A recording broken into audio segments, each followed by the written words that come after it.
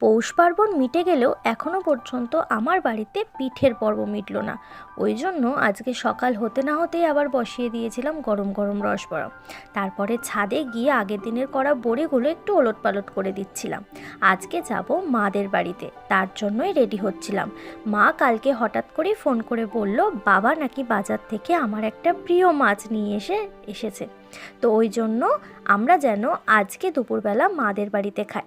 তো যেমন বলা তেমনি কাজ। ও ল্যাব থেকে বাড়ি আসলেই আমি আর ও দুজন মিলে রেডি হয়ে বেরিয়ে পড়লাম মাদের বাড়ির উদ্দেশ্যে। তো আগের দিন যেহেতু পিঠে হয়েছিল, মা বলল মা বাবার জন্য যেন একটু পিঠে নিয়ে যায়। মা সেটাই গুছিয়ে দিচ্ছিল। তারপর আমরা পুরোপুরি রেডি হয়ে চলে গেলাম। আমার শ্বশুর বাড়ির থেকে আমার বাপের বাড়িতে যেতে ওই খুব জোর 3-4 মিনিট মতন টাইম লাগে বাইকে।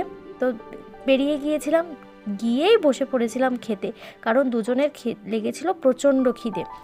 মা অনেক কিছু রান্না করেছিল, আমি কোনো দিকে যাইনি, সোজা বসে পড়েছিলাম মাছ ভাত নিয়ে। এটা হচ্ছে আটট্যাংরা মাছ, আমার প্রিয় মাছ। আমার খাওয়া দেখেই তোমরা বুঝতে পারছো কতটা প্রিয় না হলে হয়। তো একটু রেস্ট নিয়ে মাকে টাটা করে আবার বেরিয়ে গেলাম। এখানে বাড়িতে এসে বসে গেছিলাম পড়ানোর জন্য। পড়িয়ে টরিয়ে উঠে ওই 8:30টার দিকে আজকে খেয়ে নিয়েছিলাম। তো এই ছিল আজকে আমার ভিডিও। আশা করছি তোমাদের ভিডিওটা খুব ভালো লেগেছে। টাটা।